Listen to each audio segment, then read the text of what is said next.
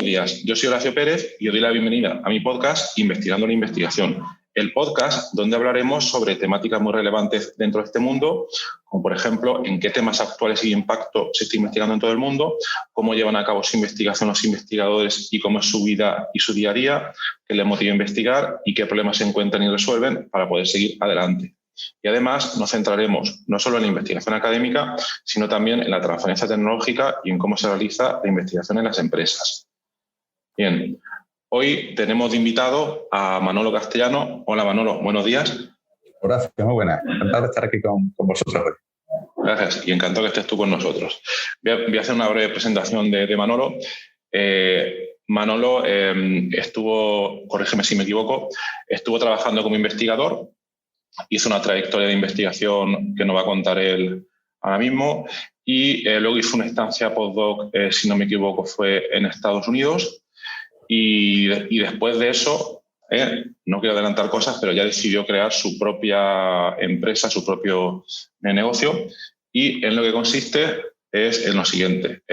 Está muy relacionado, hay muchos investigadores que a lo largo de su carrera bueno, pues les pueden pasar diversas cosas, como que, por ejemplo, en algún momento no encuentren motivación para seguir investigando, ya sea en universidades o centros de investigación, o que, por ejemplo, bueno, pues como esta es una carrera bastante compleja, que no encuentren posibilidad para seguir porque no encuentran financiación, las condiciones son muy difíciles y entonces en algún momento, ya bien porque lo decidan ellos o porque se da la situación, deciden dar el salto a trabajar en una empresa como investigadores o a montar su propio negocio. Entonces, esto lo está haciendo Manolo, está apoyando muchísimo a todo este tipo de personas investigadores.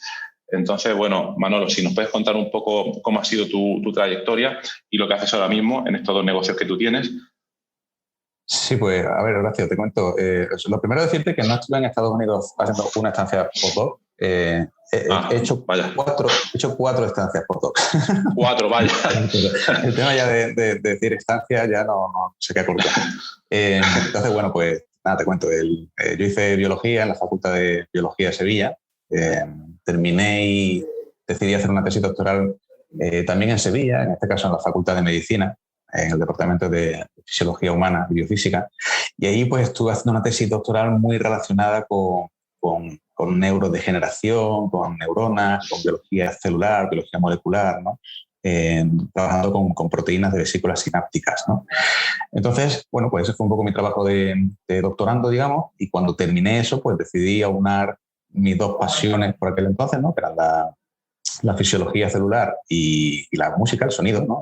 Me gustaba mucho la acústica musical y estos temas.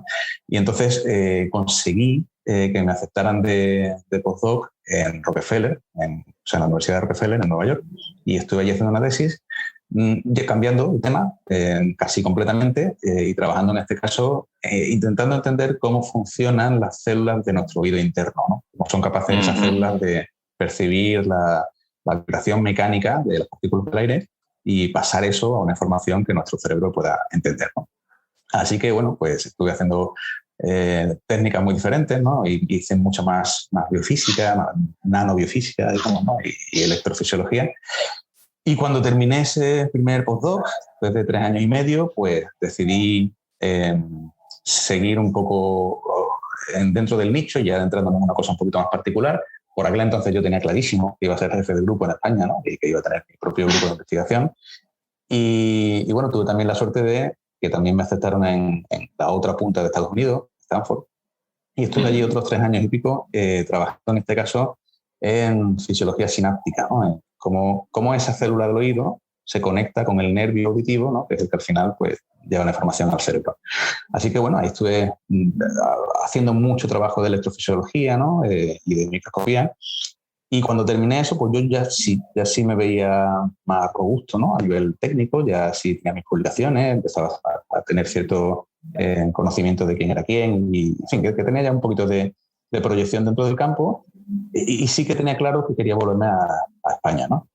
Eso lo teníamos claro también mi mujer y yo. Ella se vino conmigo a vivir a Estados Unidos y, bueno, pues ella ya se volvió, eran ya casi 7 años, en fin, ya se echaban de menos muchas cosas de aquí de España, ¿no? Vivir en el extranjero tiene sus cosas buenas y sus cosas malas, ¿no? También es verdad que incluso hay cosas que no te avisan o no sabes, ¿no? A priori, como que, por ejemplo, tu marido o tu mujer, pues, tienen que pedir un permiso, o sea, tienen que conseguir un visado suyo para poder seguir trabajando, que no fue el caso, ¿no? Después de tantos años.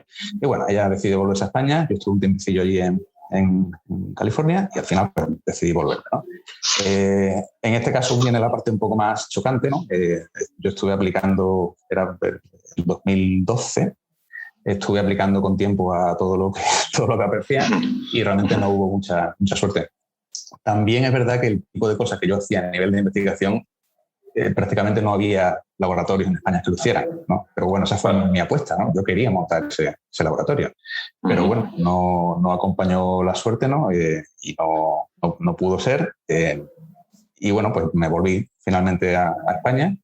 Estuve un tiempo intentando reengancharme a proyectos, viendo qué podía hacer, ¿no? También me vine a Murcia, que bueno, tampoco había tantos centros de investigación.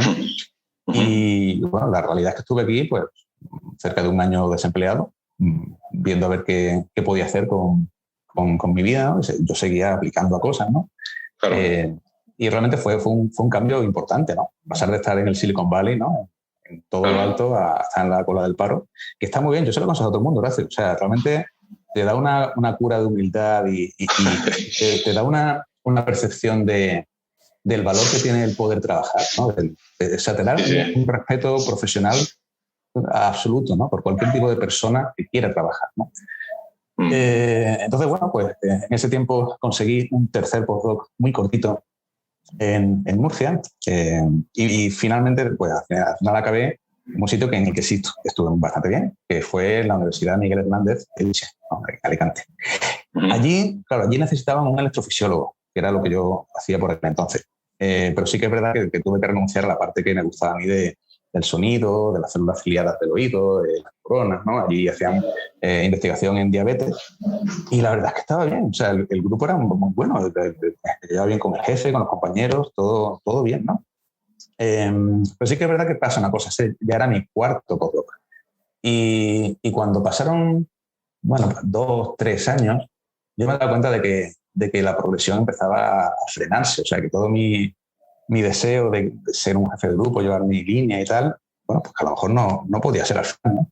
Pero perdona Manolo, ¿era que veías que las posibilidades eran difíciles o que ya no estabas tan motivado? Eran las dos cosas a la vez, paralelo. O sea, tú te das cuenta cuando tú te incorporas a un departamento y claramente las publicaciones van en consonancia, la línea está clarísima, muy alineada con lo que se hace en el departamento, tienes el apoyo de los compañeros y de los responsables de línea, la cosa va para adelante. Si alguna de esas cosas falla, va a haber otra persona que tenga ese puesto, ¿no? Porque realmente es la realidad, ¿no? Somos muchos con unos currículum impresionantes y plazas en la universidad, tú lo sabes, hay muy pocas, ¿no? Y no solo eso, sino el conseguir financiación para los proyectos, ¿no? Claro. Entonces, bueno, pues ya está, pues esa era la realidad. Lo que pasa es que no era lo que yo había... o sea, mi inversión de vida no iba muy hacia eso, ¿no? Mi intención siempre había sido un poco diferente, ¿no? Entonces, eso sí que se mezcla con que cada vez uno es más viejo, ¿no? Le pasan cosas como que tienes niños, ¿no? Y estas cosas que hacemos los seres humanos, ¿no? Y uno mismo cambia también, ¿no? La perspectiva cambia, la intensidad cambia, las prioridades muchas veces cambian, ¿no? Y en fin, yo me he dado cuenta de que al final ya me levantaba por la mañana y decía, venga, otra vez a trabajar, ¿no? Y yo, Horacio, no concibo la investigación así, o sea, no, porque es muy desagradecida la investigación si de verdad no tienes cierto punto de pasión, ¿no? Por hacerla, ¿no? Porque es muy compleja, muy difícil, muy ardua. Totalmente. Y se me mezclaba ya la parte del día a día con mi falta de proyección profesional, porque yo veía que ahí no parecía que fuera a salir gran cosa, por lo menos a medio plazo, ¿no? Y esa no había sido mi visión. Así que, bueno, pues en aquel entonces empecé a hacer lo que hacen muchas personas cuando llevan mucho tiempo en el mundo académico y se replantean el tema, que es preguntar, oye, ¿y yo qué puedo hacer? ¿No? Después de 15 años solamente investigando, ¿qué hago? ¿No? Porque realmente, o sea, y esa es otra realidad, ¿no? La dificultad de que te contraten en otra ciudad, ¿no? en otro laboratorio, ¿no? Realmente no es sencillo que te acoja un laboratorio sin conocerte y que te dé esa oportunidad, ¿no? Porque, como digo, siempre va a haber mucha más gente con relaciones previas, con una línea de investigación mucho más cercana, ¿no? O sea, no es sencillo y las formas de incorporarse, pues pasa ahora pues por temas como contratos, Ramón y Cajal, etcétera, que tú sabes la dificultad que tiene, ¿no? En fin, que un día se me ocurrió pasarme por la radio de allí de la UMH, que tienen para las prácticas de los estudiantes y tal, y tuve la suerte de que se me ocurrió hacer un programa un poco bastante parecido a lo que estamos haciendo hoy, la verdad. Sí. Porque claro, tú allí en la universidad le preguntas a la gente, oye, ¿la gente qué hace después de tanta investigación si al final cambia, ¿no? ¿Hacia dónde van? Y con el tiempo te das cuenta de que lo que te dicen en la universidad es una información parcial. Porque claro, si tú le preguntas a académicos, los académicos saben del mundo académico, pero no tienen la obligación de saber qué es lo que pasa con el resto de las cosas, ¿no? Entonces, claro, la información que se le da, por ejemplo, a la gente joven en la universidad es muy negativa, ¿no? Respecto a la salida, ¿no? No sé tú, pero a mí me decían, no, es que aquí no hay nada, vete, esto está fatal, vete del país, ¿no? Directamente, ¿no? Como aquí no hay empresas, ¿no? Todo como muy no sé, del final de la debacle mundial. Sí. Y realmente no es así, o sea, es simplemente que no tenemos la información a mano, ¿no? Entonces yo con esas entrevistas pues empecé a entrevistar a investigadores que habían dejado el mundo académico y se le han dedicado a otra cosa. Algunos pues hacían cosas que... Y perdona, Manolo, ¿y tú entrevistabas solo a investigadores que habían dejado el mundo académico, única y exclusivamente? Correcto, sí. Entonces, claro, muchos hacían cosas que yo, bueno, pues me sonaban, ¿no? Como farma, biotech, etcétera. Pero después con el tiempo fui yo el que unas cosas me llevaban a otras y me di cuenta de que había un montón de cosas que era yo el que no sabía que eso existía, ¿no? Claro.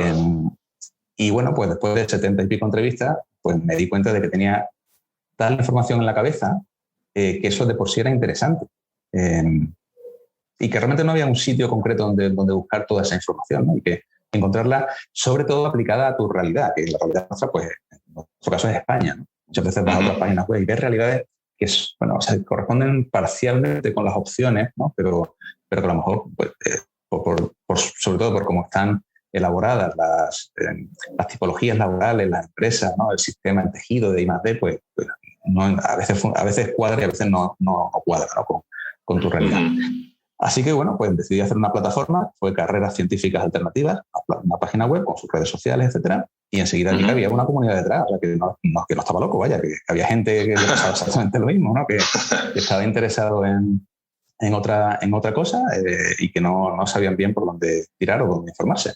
Y perdona, Manolo, ¿y esa comunidad, cómo fue? ¿Es algo que creció de manera orgánica? Tú has comentado que primero, bueno, creaste esa página web con toda esa información, Carreras Científicas Alternativas, y luego, supongo, no sé, empezarías a moverlo en redes sociales o por diversos canales, y luego eso hizo que la gente viniera a ti, o ya solo con la presencia viste que eso era algo que la gente buscaba en Google, por ejemplo, y que llegaba a tu página. Claro, yo al principio tened en cuenta que yo de marketing digital este tema no tenía ni idea. Entonces yo lo que hice fue el programa de radio y después subir la página a las redes sociales y después retuitear, por ejemplo en Twitter, posts o tweets de temáticas parecidas, ¿no? O sea, fue un poco por gusto, que esto lo hacía yo por las tardes de vez en cuando, ¿no? Mientras hacía postdoc. Y bueno, pues esto es lo que te pasa, ¿no? Que empiezas a hacer una cosa que, por un lado, te das cuenta de que yo era el cuello de botella, que no tenía esa información de qué puedo hacer yo después, y lo segundo, que me encantaba lo que estaba haciendo. O sea, realmente me di cuenta de que esa parte de la comunicación, que ya había hecho mis pinitos, ¿no? O sea, esto no parte de cero, ¿no? También en Rockefeller, por ejemplo, pues estuve haciendo, fui parte de Natural Selections, que era la revista de los postdocs, de allí escribiendo artículos y tal, hace también entrevistas, invitados, o sea que me venía un poco de antes, ¿no? esa inquietud. Vale. Pero aquí claramente era muy guay. Era muy guay porque además la gente te lo decía y te mandaba mensajes, ¿no? Y te decía, oye, muchas gracias, me ha servido, no sé qué. Y después de estar trabajando 15 años con células y con ratones y ranas y tortugas, pues oye, que te digan muchas gracias lo que estás haciendo es un feedback que se agradece mucho, ¿no? Claro. Ese feedback personal. Así que, bueno, pues después de meditarlo mucho, hablarlo mucho con mi mujer, ver qué podíamos hacer y tal, decidí dejar la investigación después de 15 años, cosa que es una cosa que no es fácil para nada, ¿no? Claro. Yo siempre lo digo, es una especie de que pasa con luto real, ¿no? Claro. Por este concepto tan romántico que tenemos con nuestra profesión. Evidentemente no dejaba la ciencia, porque la ciencia es algo mucho más amplio, pero la investigación, y sobre todo la investigación académica, pues quedaba un poco a un lado. Así que dejé la universidad, que la gente me decía, no, tío, con un contrato que hay. Bueno, dejé la universidad y empecé a hacer un programa de creación de empresas y de innovación de la Escuela de Organización Industrial aquí en Murcia, que me cambió la perspectiva, o sea, me fue súper útil. Antes había hecho algún tipo de formación de emprendimiento, pero esta fue la que realmente me empezó a cambiar, porque ya era full time, ya me dediqué solo, con la idea de ver si esto que yo tenía en la cabeza de carreras científicas alternativas, temas de, a lo mejor de orientación profesional y tal para científicos, pues podía crear un modelo de negocio. O sea, esto fue que tú al estar en esa formación avanzada y al tener más conocimientos de, no sé, de todas las técnicas disponibles, viste que tu idea era validable y algunas herramientas para poder validarla. ¿O cómo, claro, o sea, fue eso? Eso tú no, o sea, tú te tienes que lanzar a la piscina, tú no tienes ni idea. Claro. Hasta que no te pones, no lo sabes, ¿no? Entonces, claro. Esto no es muy recomendable, ¿no? Pero sí que es verdad que yo había tenido formaciones previas y ya más o menos, en fin, que fui bastante rápido, ¿no? Pero tú cuando empiezas no lo sabes. O sea, pues tienes que pivotar 40.000 veces, tienes que cambiar 1.000 veces, pero tienes que decidirte. O sea, llega un momento en el que tú dices, bueno, ¿quiero o no quiero dedicarme profesionalmente a esto? Hay gente que consigue hacerlo un poco en paralelo, o sea, puede tener un proyecto en paralelo mientras tienes tu trabajo que no cambia, ¿no? Y a lo mejor después ese hobby, digamos, ese...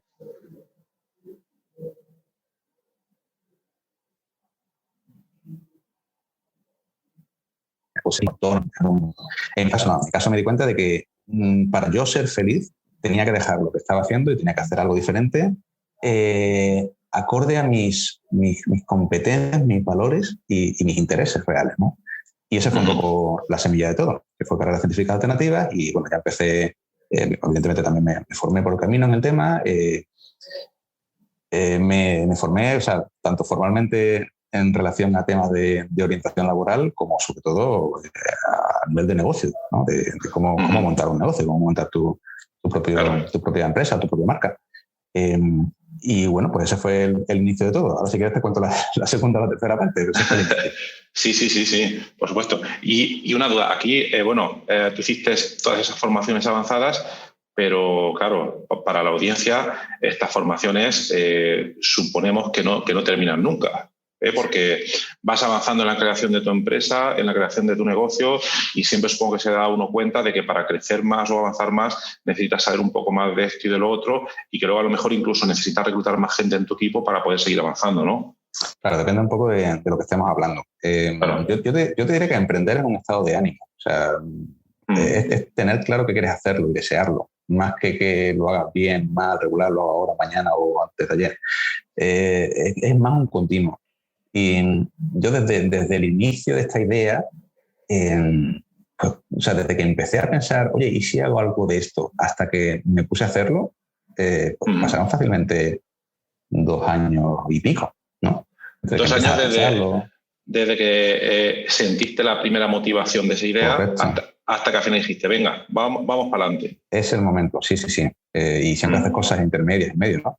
Pero la gran diferencia es cuando tú ves que tus recursos económicos van a depender de esto. Ahí es cuando te vas a por ello, ¿no? Que ya no estamos jugando ni pensando en hobbies, ya cambia el tema, ¿no? Pero claro, esa es la manera que de verdad, es de la única manera en la que de verdad van a ocurrir cosas diferenciales, ¿no? El que tú tengas, cojas el toro por los cuernos y digas esto hay que hacerlo ya y tengo que hacerlo yo. Entonces, en mi caso, mi modelo era más bien una fórmula de autoempleo, es decir, yo quería ser autónomo, trabajar en principio como freelance, creando una marca que pudiera crecer en el tiempo, ¿no? Y eso pasara después a lo mejor a sociedad limitada, pequeñita, pero que pudiera hacerlo yo todo, ¿no? Era un poco mi obsesión, después de venir del mundo de la investigación, donde es que no puedes hacer solo nada, ¿no? Estás siempre vinculado a 1000 cosas, desde temas técnicos hasta compañeros, hasta infraestructura, hasta financiación, y tú no puedes hacer las cosas porque sí. En el momento en el que tú tienes tu ordenador, tu móvil y dices, puedo hacer lo que yo decida que quiero hacer, te cambia la perspectiva. Porque realmente si tú confías en ti, sabes lo que tienes, sabes tu competencia y conoces lo que puedes hacer, te informas bien y vas para adelante, ahí pueden pasar muchas cosas. Y ahora, claro, con lo bueno y con lo malo. Claro. Que depende de ti 100%. Que entre dinero en el banco depende de ti. Y eso es lo que yo, en ese punto de mi vida, necesitaba, ¿no? Que las cosas dependieran de mí, no de otros.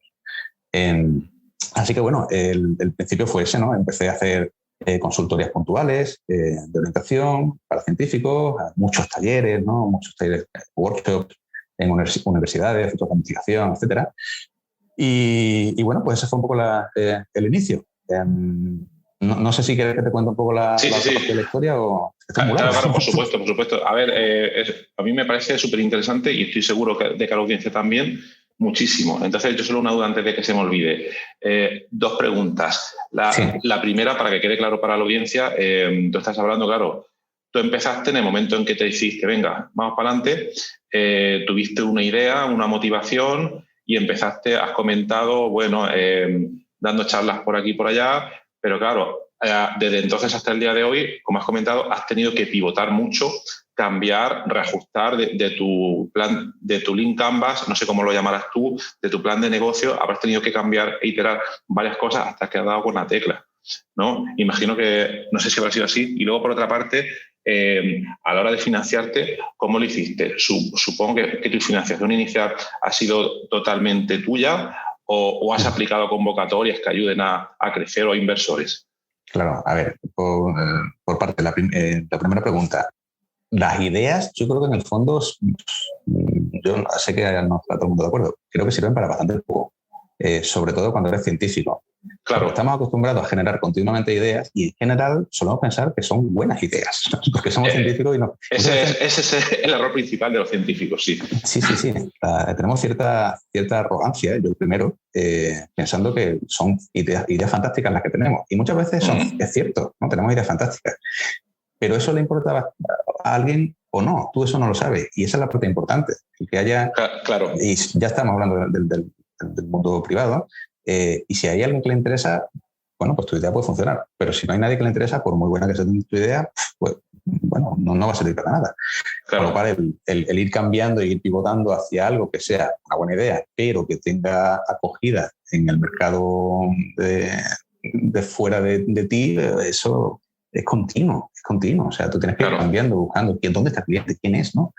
Entonces, en ese aspecto, por supuesto, un cambio continuo y tal y como van las cosas, yo te diría que no, o sea, por lo menos en mi nicho, en el tema de la reorientación profesional, es que no puedes estar más de 6 meses, un año, sin cambiar nada. Sí, tienes que estar inventando cosas nuevas porque las cosas van muy rápido, ¿no? Y este año de la pandemia ha sido un claro ejemplo, ¿no? En que cambian las cosas y te cambia absolutamente el modelo y como tú no hagas nada y reacciones, pues bueno, a lo mejor no te va bien, ¿no? Claro. En mi caso, y respondiendo a la segunda pregunta, claro, yo decidí hacer algo que fuera muy barato de comenzar. Entonces no necesitaba financiarme. Bueno, sí, necesitaba financiarme, pues gracias a Dios tenía a mi mujer que sí trabajaba y en ese aspecto pues estaba cubierto. O sea, que no me iba a ir de bajo un puente.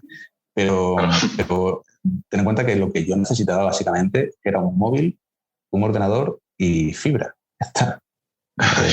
Y esa era mi intención. Después, pues evidentemente crece, ya va necesitando más financiación, pero ya en mi caso fui cubriéndolo con los ingresos que íbamos percibiendo, ¿no? Vale. Muy diferente. O sea, evidentemente, si tú necesitas un equipo, más gente, infraestructura, pues ya hay que hacerlo de manera diferente. Claro. Y luego supongo tu negocio ha ido creciendo y ha habido algún momento en el que ya has empezado a contratar gente para tu equipo.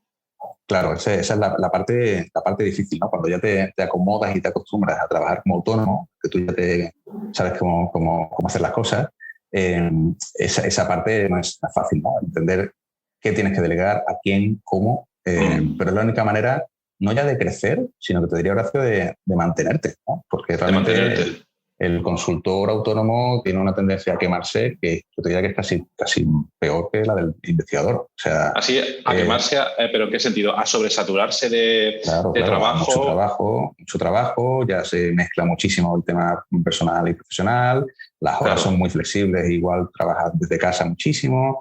Entonces, en ese aspecto, yo diría que parte del que te vaya bien o mal posiblemente dependa de cuánto rápido te des cuenta tú de cómo tienes que hacer las cosas a nivel de gestión del tiempo, por ejemplo, en productividad, conciliación, todo eso lo tienes que empezar a construir desde cero, porque además, tú la conciliación de los investigadores nos cuesta un mundo, ¿no? Y todo además nos han acostumbrado a que todo se suple con tiempo.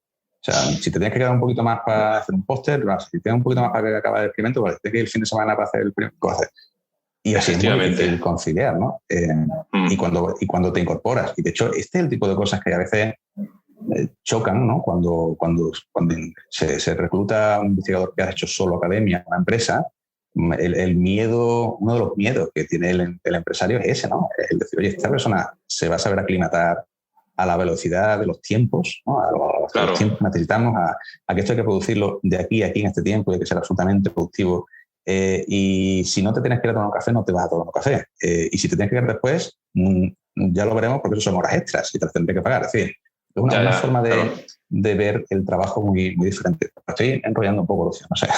Pero es súper interesante, súper interesante. Yo pienso que son puntos que la gente pues tiene que conocer porque yo estoy seguro de que habrá gente de la audiencia que a lo mejor están pensando en dar un paso pues, en esta dirección. Entonces, todo lo que tú estás contando de cómo has dado esos pasos, otra persona que lo intente no querrá llegar al mismo sitio que tú, pero muchos de los pasos yo creo que van a ser comunes, ¿no?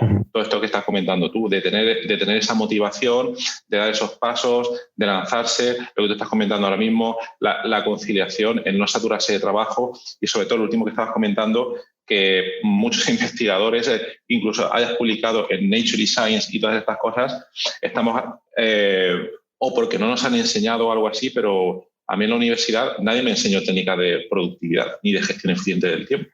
Son matemáticas, física y química y para adelante, ¿no? Entonces, eso es un aspecto muy, muy importante y que podemos estar comentando mucho. Sí, es súper interesante. Yo fíjate, una de las cosas uno de los programas que tenemos en Carrera Científica Alternativa, que el Online Premium, que es solo para unos pocos, ¿no? Para los que de verdad quieren hacer un cambio profesional.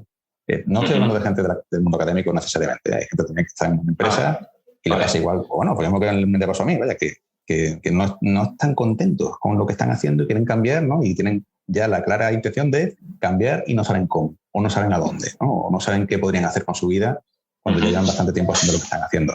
Ese programa es de reorientación profesional. El primer módulo lo dedicamos a mindset y gestión del tiempo y productividad. Es que o sea, hay que cambiar el chip. Es la única manera de poder empezar a hacer las cosas diferentes, cambiando la mentalidad de cómo hago yo mi día a día, ¿no? Cuáles son mis posibilidades de cambiar hábitos, ¿no? Este tipo de cosas que, a ver, que eso, que la gente lo hace, que hay metodologías, GTD, Habit Tracker, Bullet Journal. La gente, los que están interesados pueden investigar en cómo hacer esto, ¿no? Pero en el mundo científico es que veo yo que no se hace, no se potencia demasiado. Es verdad, es sorprendente porque hay cosas mucho más complicadas que los investigadores aprendemos, pero luego en temas de gestión del tiempo y todas estas cosas hay muy poca gente que se dedica a investigar un poco de tiempo, en invertir un poco de tiempo para su propio tiempo, ¿no? Es impresionante. Claro. Y fundamental. Entonces, por actualizar, ahora mismo, ¿cuál es tu situación? Tú estás ahora mismo con dos modelos de negocio, ¿no? Que uno es carreras científicas alternativas y tienes otro más. ¿Podrías comentar un poco cuál es la situación actual de esos dos negocios y cómo los llevas? La segunda parte es la que no te he comentado todavía, que es la que comentas de talento científico, que la verdad es que es lo que te pasa, ¿no? Cuando ya te lanzas a emprender y empiezas el camino, tú sabes lo que dejas atrás, no tienes ni idea de lo que viene por delante. Tú tienes una idea, piensas que vas a hacer algo, pero después las cosas cambian y te van apareciendo no solo ideas, sino gente, ¿no? También es verdad que a mí siempre me ha gustado el tema del networking, ¿no? Y le he visto un potencial y un interés que me gusta hacerlo, ¿no? Me gusta conectar a la gente. Y eso te lleva a gente. Y es cuando conectas con gente y cuando conoces a personas, es cuando aparecen las oportunidades que de otra manera no se generan, no las puedes pensar, porque sería imposible, ¿no? Y fue un poco lo que me pasó. Con esto de carreras científicas alternativas empecé a tener una red muy grande, ¿no? De científicos, muchos PhDs, ¿no? Muchos investigadores, muchos de academia, otros no, otros que estaban ya en la empresa. Y lo que me empezó a pasar, también incluso porque tenía mucha relación con las asociaciones de investigadores españoles en otros países, como Estados Unidos, Holanda, Reino Unido, etcétera, tenía una red muy grande y claro, en ese momento algunos compañeros míos que ya estaban en el mundo empresarial me decían, oye Manolo, ¿tú no conocerás a alguien? Y me decían un perfil ahí como súper concreto, ¿no? Alguien que sepa de neurociencias, pero que sepa programar y que le guste un poco la parte de writing, yo qué sé. Y sí, y conocía a esa persona. Entonces me di cuenta de que eso quizás tenía un interés no ya hacia la persona individual que busca una orientación de carrera, sino a la propia empresa, ¿no? Entonces, en aquel entonces, pues, bueno, pensé que podía ser una buena idea, pero no tenía ni idea de esto, ¿no? O sea, no sabía qué era eso de la selección de personal, del mundo de los recursos humanos. O sea, mi idea es literalmente mi idea. Así que la gran ventaja que tiene un PhD es que si tú quieres aprender algo, lo aprendes.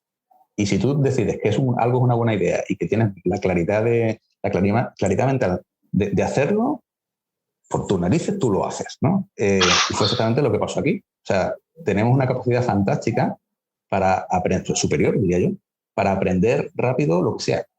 Pero no para aprenderlo de estudiar, sino para ejecutarlo, para hacerlo, ¿no? Para buscar la información que no conoces, en el idioma que sea, informarte bien, crear una idea y proyectarla en un proyecto y hacerla y ejecutarla. Eso no nos damos cuenta del potencial que tienen. El potencial. Porque lo vemos como normal, pero la gente que no ha hecho un doctorado no suele tener esa capacidad, ¿no? de abstracción de la idea, después entender qué es lo que tengo que hacer para testarlo, ¿no? O sea, en el fondo es que un Lean Canvas no es más que eso, ¿no? El trabajar tú con un modelo de negocio, estás trabajando con el método científico, en el fondo, ¿no? Donde tú tienes la idea, bueno, ves la situación, tienes una idea, haces un experimento y si el experimento te da un buen resultado, entonces que la hipótesis tuya era buena, y si no, pues vas a por otro experimento. Esto es lo mismo. Sí, es un método científico al fin y al cabo, exactamente. Esto es lo mismo, ¿no? Entonces decidí en un momento dado, pues, profesionalizar esa parte de reclutamiento y ofrecer servicios de reclutamiento de científicos o perfiles científico-técnicos a empresas, ¿no? Al principio pues era todo un poco más abstracto, ¿no? Y con el tiempo pues ya se fue un poco más concretando y normalmente ahora las empresas que me llaman suelen ser pymes, ¿no? Eso no me suelen llamar empresas que son muy, muy, muy grandes y la parte bonita es que los perfiles son brutalmente variados y es lo que me encanta. Pero claro, eso te das cuenta cuando empiezas a hacerlo. Hasta que no tienes la idea y no te informan y no sabes cómo se hace, no lo sabes, ¿no? Y a mí igual me llaman para contratar a un matemático que sepa de geometría diferencial para una óptica o una industria óptica, hasta alguien que trabaje más en temas más comerciales o gente de writing, ¿no? Hay mucho gente que está buscando a científicos para hacer temas más ya sea más para la parte de marketing, ya sea más para la gente que hace los propios artículos científicos, ¿no? Para ayudar y formar a los científicos. Pero perdona, estos perfiles cuando lo buscan estas empresas, y si puedo preguntar, esos perfiles cuando lo buscan, ¿por qué los externalizan? ¿Porque son perfiles muy difíciles de encontrar o porque simplemente quieren descentralizarse de ello para dedicar el tiempo a otra cosa y porque tienen un presupuesto que pueden dedicar a eso? Correcto, pueden ser por las dos cosas. Depende un poco también del nivel de senioridad del perfil, ¿no? O sea, en reclutamiento hay como muchas subdivisiones. Si hablamos de ya perfiles más senior o mucho más complejos a nivel técnico y tal, pues vamos a hablar de headhunting. Y en ese aspecto ya pues es como que el headhunter tiene que irse directamente a candidatos pasivos, ¿no? O sea, gente que no está buscando trabajo, sino que tú tienes que tienes que tener esa red, ¿no? E ir conectando uno con otro, ir preguntando, muchísimo teléfono, muchísimas conversaciones, y tú cazas, digamos, ¿no? Buscas a una persona para típicamente que deje de trabajar en la empresa en la que está, que suele ocurrir que no está bien en ese momento, y que lo contraten en esa otra empresa. En ese caso, en muchas ocasiones no se puede, o sea, tienes que hacerlo de manera un poquito anónima, digamos. Por eso se ven en muchos casos cuando los anuncios no dicen quiénes son quién es la empresa, por ejemplo, ¿no? Contratante, ¿no? Y pero en muchos casos, por ejemplo, bueno, pues no, una empresa no quiere dar a conocer que van a hacer una nueva línea estratégica y por tanto un nuevo puesto para que no haya competencia, y por eso buscan un tercero. O no van a tener que prescindir de un empleado y no quieren anunciarlo, ¿no? Quieren ver quién puede sustituirlo con anterioridad, ¿no? Sí. A otros niveles, pues ya pueden pasar muchas más cosas. Lo más simple es, pues, el equivalente a lo que hacen las ETT, ¿no? Que simplemente que estás ahorrándole tiempo a la empresa, ¿no? Un periodo de reclutamiento, pues, a lo mejor hay un recruiter interno que no es corriente en pymes, pero bueno, hay alguien que a lo mejor está en recursos humanos y le puede dedicar tiempo a buscar una persona. Eso es tiempo y lo puede hacer desde muy mal hasta muy bien. Pero evidentemente la gente de recursos humanos de las empresas no tienen tiempo infinito y a lo mejor están más preocupados en esos momentos del tema de mil cosas de recursos humanos que no tienen nada que ver con reclutar, ¿no? O sea, temas de nómina, de problemáticas, de formación. Y simplemente es que no tienen tiempo. Y en vez de contratar a una persona que sea un recruiter, eso ya te digo, para tener eso tienes que tener cierto tamaño de empresa, pues externalizar el servicio. Y después la otra cosa es que que sea complicado, o sea, que no sepas dónde encontrar al candidato, que no te resulte fácil encontrar al candidato, que también es muy corriente en este caso, ¿no? Porque estamos hablando de perfiles muy, muy, muy técnicos. Y ahí entras tú con tu red de contactos que has establecido a lo largo de los años. Claro, esa fue un poco el origen, ¿no? El origen de ver que, primero, que yo tenía esa red, que me gustaba hacer eso, ¿no? También, hombre, aptitudes mías que funcionan en ese aspecto, como el tema de la comunicación, todo eso ayuda, evidentemente. Pero que después que me encantaba, que me di cuenta de que es como un reto, ¿no? Es como un proyecto. O sea, cuando tienes una idea, quieres hacer algo y necesitas encontrar a alguien, como encontrar una aguja en un pajar. Eso a mí me pone como una moto, o sea, que tengo que encontrar a esa persona, ¿no? Eso está muy bien porque estás súper motivado para poder hacer estas cosas. Y aquí una duda, tú tienes tus redes de contactos y, no sé, te pedirán un perfil que puede pasar, imagino, dos cosas. Uno, que ese perfil ya sepas tú dónde buscar porque conoces a alguien que conoce a alguien de lo que sea. No sé, por ejemplo, como tú trabajaste en neurofisiología relacionado con todo el tema auditivo, claro, si te piden un perfil de ese tipo, a ti te viene a la cabeza enseguida, imagino. Pero ¿qué sucede cuando te piden un perfil que tú no has tenido? No sé, a lo mejor puede pasar, no sé, un ingeniero aeronáutico de la NASA, yo qué sé, por inventarme cualquier cosa. Claro, a partir de ahí, ¿qué haces? Lo tienes que buscar desde cero. Claro, o sea, lo primero no suele ocurrir casi nunca. O sea, nadie busca un neurofisiólogo, por desgracia. Entonces, claro, sería muy sencillo, pero no me suele ocurrir nunca. O sea, hay perfiles que son más cercanos a lo que yo entienda o conozca y hay perfiles que no. Entonces, cada uno trabajará de una manera diferente. Yo trabajo de una manera muy concreta. Antes de firmar el contrato con la empresa para buscar a la persona, yo hablo con la empresa, veo qué tipo de perfil es, y antes de seguir hablando, yo cojo el teléfono, empiezo a hablar con gente, veo red y yo veo si estoy capacitado para encontrar ese perfil. Y en algunas ocasiones veo que no. Llamo a la empresa y le digo, mira, ese mismo día le digo, mira, no soy la persona que buscas porque no tengo un valor diferencial para ti, pero si quieres contactar con no sé quién o no sé quién, ya pues refiero a un compañero que trabaje ese nicho un poquito más en concreto. Conoces a más gente que... Vale. Muy bien. Muy bien. El interés concreto del headhunter o del reclutador externo es ese, ¿no? Es el que tú... O sea, a ver, existen diferentes ideas, ¿no? Tú puedes ser más reclutador regional, ¿no? Y simplemente ser más generalista, pero hacerlo solo por zona, con lo cual tu fuerte es que conoces muy bien lo que está ocurriendo en Murcia, por ejemplo, ¿no? Y ahí tienes tu potencia. puedes hacerlo por nicho, o sea, puedes hacer, no sé, trabajar solo en agroalimentario, ¿no?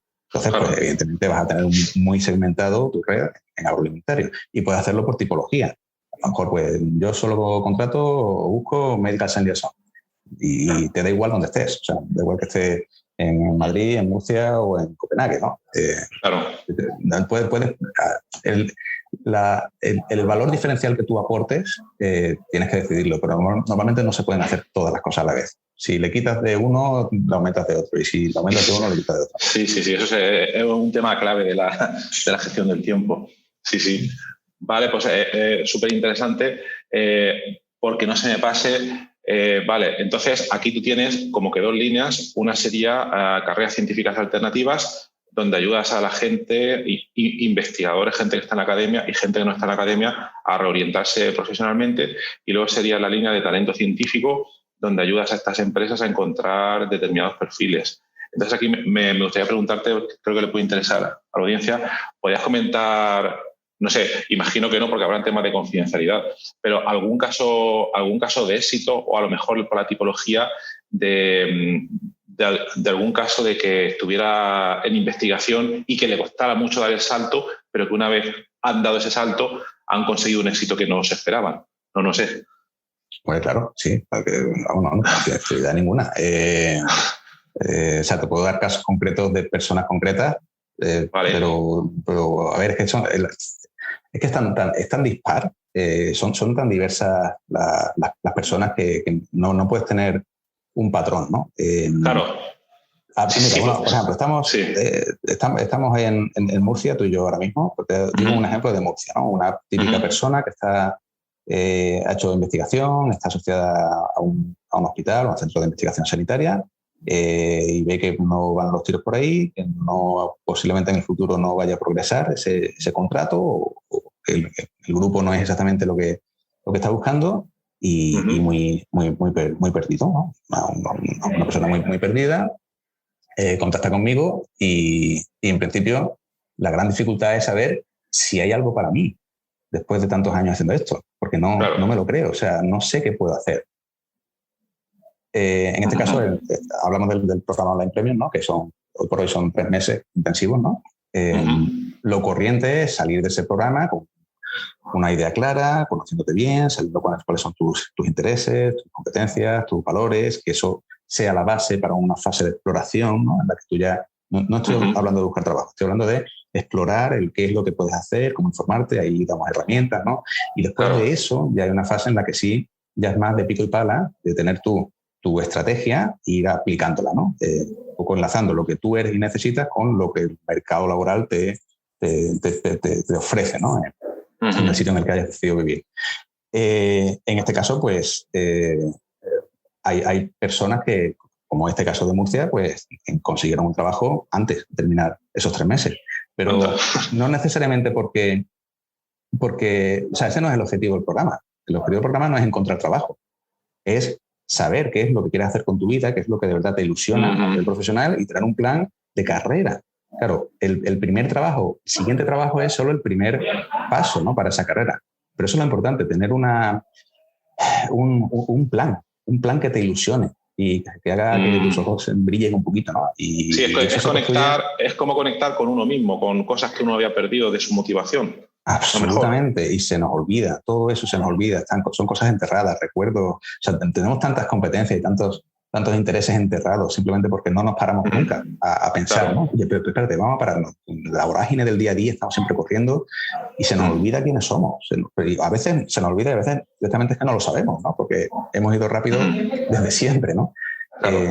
Y en este aspecto, pues yo siempre invito a la gente a hacerlo al revés, o sea, a pensar del largo plazo al corto plazo. Si tú tienes claro a nivel profesional y eres de esas personas que te interesan tener ese tipo de progresión profesional, o sea, hay mucha gente que no necesita esto, ¿no? La gente que sí lo necesita, que muchos de ellos, o sea, muchos científicos somos así, ¿no? Siempre estamos pensando en lo que viene después, en el futuro, en el proyecto, no estamos disfrutando el presente todos los días, ¿no? Como es el caso de otros tipos de trabajo. En ese aspecto es fundamental tener la idea, tener el plan y empezar a ejecutarlo para ver cuál es el primer paso, ¿no? Y ese primer paso pues, puede ser a lo mejor un empleo que esté más cercano para ti, que sea más accesible, pero que sea la llave para lo siguiente, ¿no? Este sería un ejemplo de, yo qué sé, un científico que trabaja como account manager en una empresa de farma, ¿no? De este estilo, a lo mejor un poco más con la parte comercial, pero claro, eso solo lo haces si de verdad te conoces bien y te das cuenta de que tú puedes hacerlo bien y te apetece. Por eso la fase de autoconocimiento es fundamental, porque si no al final puedes acabar exactamente igual, o sea, consiguiendo un trabajo que al final no era lo que tú querías. Y volvemos otra vez al bucle, ¿no? Eso es un poco, bueno, los casos típicos de empezar a plantear tu vida para seguir trabajando por cuenta ajena. Pero después, lo que pasa en muchas ocasiones es que durante el programa hay gente que se da cuenta del valor o del interés propio de trabajar como por cuenta propia. O sea, ya sea como autónomo, como freelance o incluso montando tu propia empresa, ¿no? Perdona, ¿y es para ellos realmente un tipo de momento eureka cuando digan eso que no se esperaban? Claro, porque no es lo corriente, ¿no? Porque para empezar, no es lo corriente. Yo te diría que el 5% de los científicos que oriento acaban trabajando por cuenta propia. El resto 5%. El resto no lo tienen. En su cabeza no existe esa posibilidad, ¿no? Por cómo somos, por la sociedad en la que vivimos, etcétera. Claro. Y después hay un porcentaje intermedio, que son los que no lo habían pensado nunca y que gracias a este tipo de programas pues empiezan a planteárselo como posibilidad. Claro, como no te hablan de esto, normalmente, y en la universidad menos todavía, a no ser que empieces tú a formarte, que yo lo aconsejo, porque es que además es muy fantástico tener formación gratuita sobre emprendimiento para gente que pueda interesarle, aprovéchala, ¿no? Si estás todavía dentro de una institución. Claro. Si no lo tienes claro y no te han hablado de eso, hasta que no te hablan no te das cuenta. Pero claro, no es solo que te hablen de cómo se hace, sino si tú eres la persona adecuada para hacer esto, si tienes las competencias necesarias para entender. Y eso solo te das cuenta si comienza un proceso o lo tienes claro, o crees que sí, ya lo sabes, o necesitas un proceso de autoconocimiento para empoderarte y decir, oye, pero vamos a ver, ¿por qué tanto miedo? Si hay, ¿cuántos autónomos hay? Por Dios, ¿habrá bares en el mundo? ¿Y qué pasa? La gente que monta bares son Robin Hood, ¿no? O sea, que se puede hacer, ¿no? Ahora, solo lo haces, solo te conviertes en autónomo, en freelance o emprendes cuando realmente te apetece y lo ves claro y ves que es una cosa viable. Y eso empieza, no empieza en el mercado laboral. Efectivamente, aquí de lo que se trata, la trayectoria, el camino para los que lo dan sería primero, se dan cuenta de que no están donde quieren estar, ¿no? Y luego es el programa que vosotros tenéis, este programa que creo que has comentado que se llama Premium de 3 meses, donde hay una etapa de autodescubrimiento donde dicen, vale, yo me he dado cuenta de que esto es lo que me motiva, cómo lo materializo, qué estrategia, bueno, más que qué estrategia, qué tácticas o qué pasos voy a dar para intentar conseguir algo de lo que quiero hacer. Y claro, ahí tú has comentado 5% de autónomos, no todo el mundo tiene por qué ser autónomo, oye. Si a uno no le motiva, pues habrá otra cosa que le pueda motivar. Uno no debe ser autónomo. Si tú no lo tienes claro, no debe intentar ser autónomo, porque es peor, o sea, es muy arduo. Y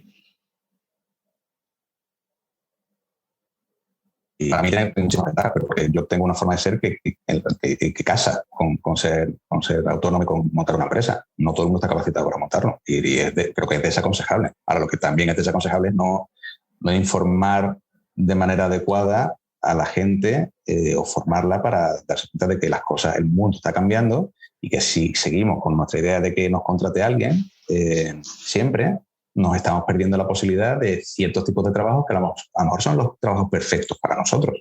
Y en muchos casos que ocurre eso, que incluso para que te contraten una empresa, tú tienes que haber demostrado algo. Y hoy por hoy, ya en el siglo XXI, es que rara vez se demuestra eso a través de la formación. Claro. Tú te formas de lo que quieras y después haces. Y cuando hagas, enseñas lo que has hecho y entonces ya te contrato. Y eso es lo que pasa en muchísimas ocasiones con personas que sí han dado el paso y han estado trabajando un tiempo de autónomo, depende evidentemente de lo que estamos hablando, ¿no?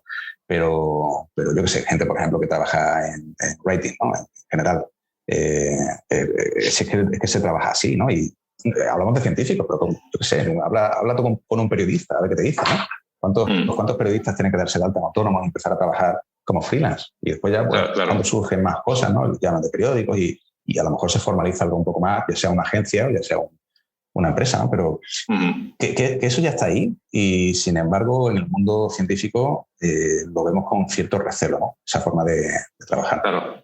Y oye, Manolo, ¿algún caso concreto de todos estos casos que has trabajado, algún caso especial que sea el que más te haya gustado de todos los que has visto?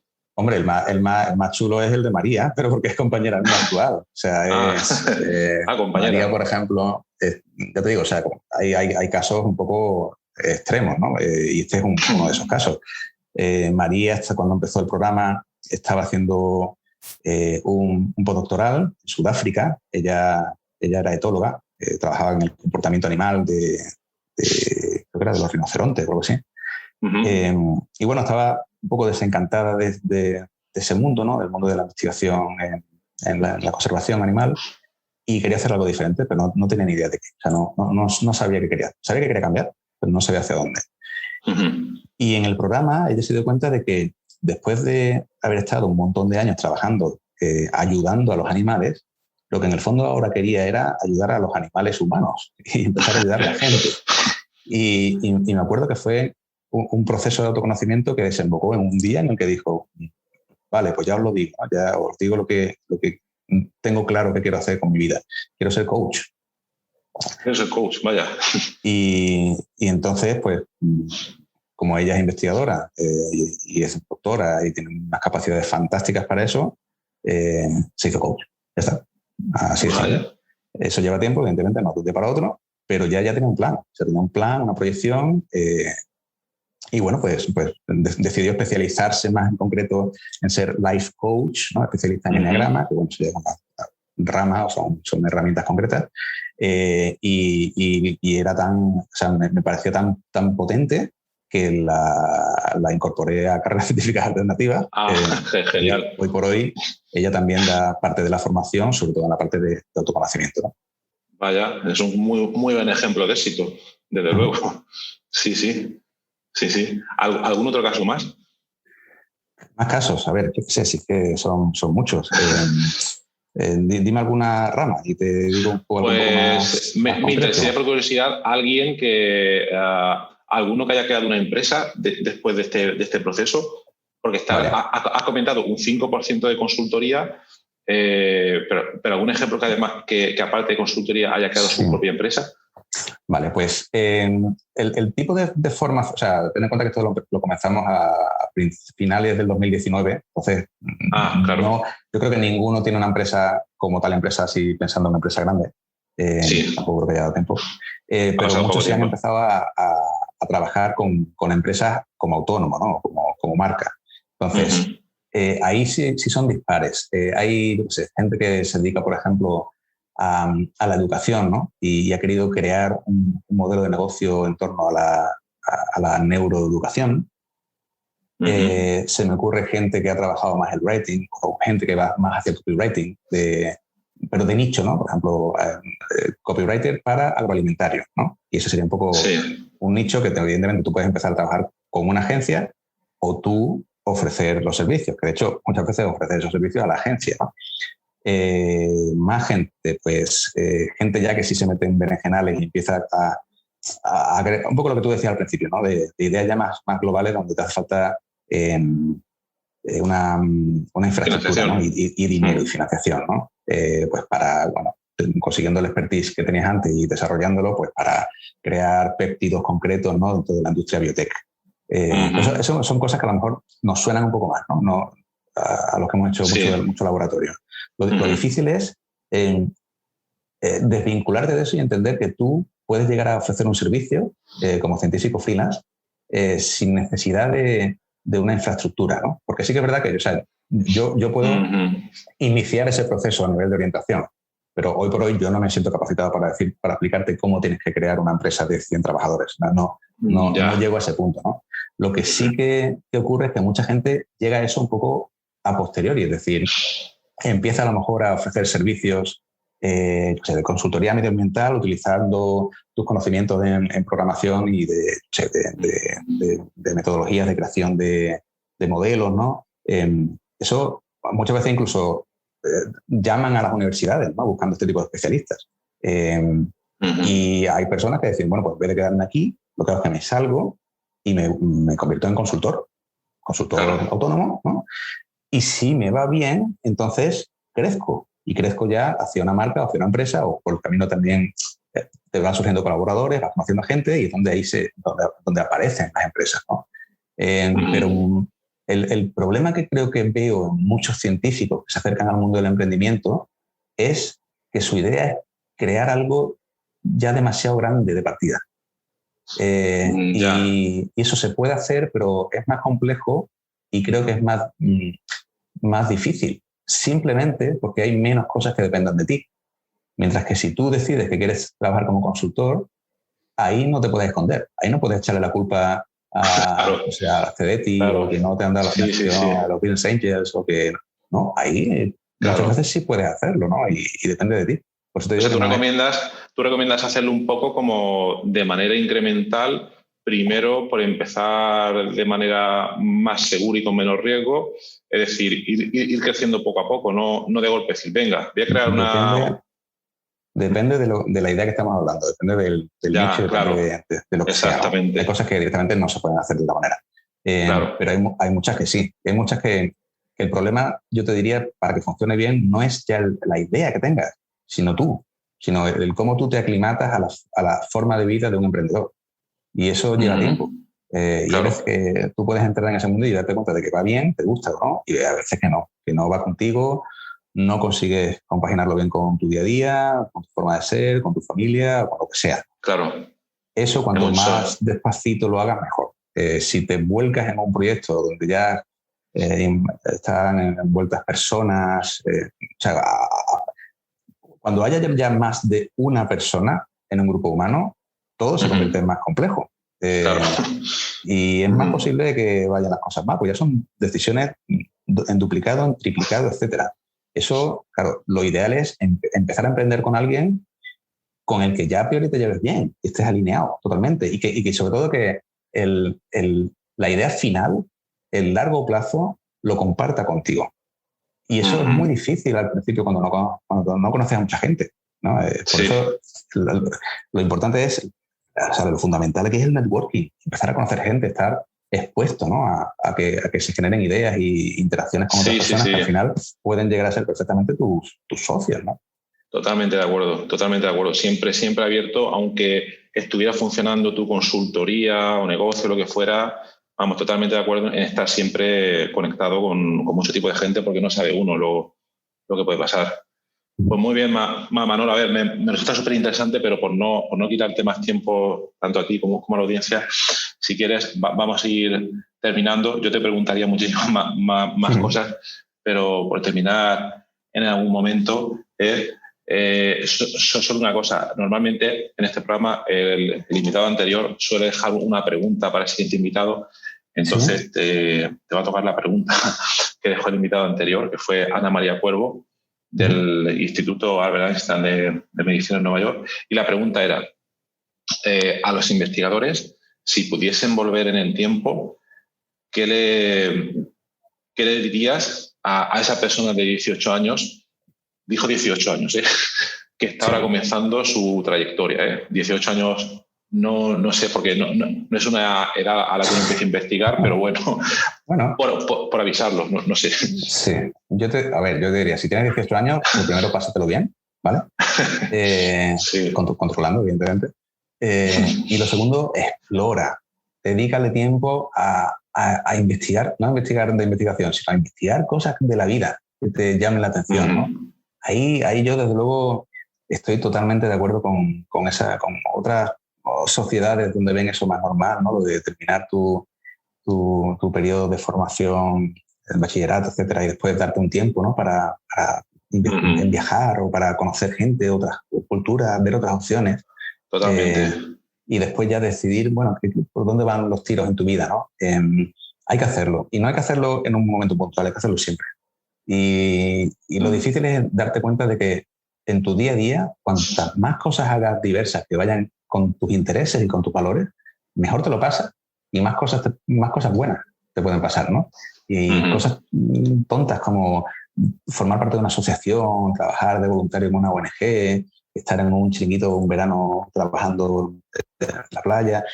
esas cosas cuentan para la vida, para el autoconocimiento y para ser más sabio, en realidad, ¿no? Sabio no hacia la vida, sino sabio hacia ti mismo, ¿no? ¿Qué es lo que quiero? ¿Qué es lo que me gusta? ¿no? Incluso más que muchas asignaturas y papers, diría yo a veces. Hombre, incluso eso es evidentísimo. Lo que pasa es que después, a ver cómo se lo explicas tú a la meca, ¿no? Claro. Pero sí. En el fondo es fundamental. El conocerte bien y saber qué es lo que necesitas para ser feliz. Intentar diseñar desde el principio una vida en la que tengas tiempo para ti y para lo que te gusta y disfrutarla. Sí, totalmente de acuerdo. Muy, muy importante. Muy bien. Pues si quieres dejar una pregunta para el próximo invitado, que no sabes quién es. ¿Sí? Vale, pues la pregunta es, si al final tú cambiaras de empleo o de carrera, ¿qué es lo que te lleva de lo que has hecho hasta ahora? ¿Cuáles son las competencias que has potenciado durante todo ese tiempo, que puedes aplicar a otra realidad? Muy bien. Pues pregunta anotada. Y nada, vamos a cerrar ya. Oye, Manolo, muy, muy buen trabajo el que hace, yo creo que por dos motivos. Primero, porque le sigue muchísimo a la gente las dos vertientes que has comentado, tanto carreras científicas alternativas como talento científico, porque le viene muy bien a la gente. Yo creo que es una cosa que se hace poco, y que tú lo estás haciendo bastante bien. Y segundo, porque te motiva y porque se te ve a gusto haciéndolo. Entonces, nada, mucho ánimo y a seguir ahí adelante ayudando a todo el mundo. En las notas del programa, dejaré los datos por quien quiera contactar a Manolo, o si alguien le escucha el programa y le interese, oye, quiero que Manolo me dé más información. Pues ahí tendréis los datos de contacto y ya le podéis preguntar a él. Pues muchas gracias, Manolo. Pues muchísimas gracias a ti, Horacio, y enhorabuena por el programa. Muy bien. Gracias. Hasta luego. Adiós. Hasta luego. Entonces, bueno, gracias por estar ahí y por escuchar este podcast. Os recuerdo que en la nota del episodio tenéis los detalles sobre muchas de las cosas que hemos hablado hoy y también un formulario donde, si quieres, puedes opinar sobre el podcast, para bien o para mal, como quieras, estás en todo tu derecho, y también sugerir, si quieres, un próximo entrevistado o tema que está relacionado con la investigación, claro, pues tu opinión me parece muy importante, tanto a mí como a toda la audiencia de este podcast que va creciendo y que va contando muchas cosas interesantes. También comenta que tenemos un grupo de Telegram, que está puesto en la nota del programa, donde te puedes unir si quieres para discutir de manera más directa, que no mediante el email, que a veces es un poco más frío, pero bueno, en ese grupo puedes comentar todas estas cosas. Y también comentar que si te interesa alguna de las técnicas de productividad que hemos mencionado hoy de manera muy breve en el podcast, en esta entrevista, bueno, me puedes contactar directamente y te puedo dar más detalles. Y por último, si te ha gustado, te agradecería muchísimo que lo recomendases a quien veas que le puede interesar y difundirlo por las redes sociales o donde sea. Y nada, y si estás en Apple Podcast, pues ponernos ahí 5 estrellas o 4, como quieras. Siempre viene bien. Muchas gracias. Hasta luego.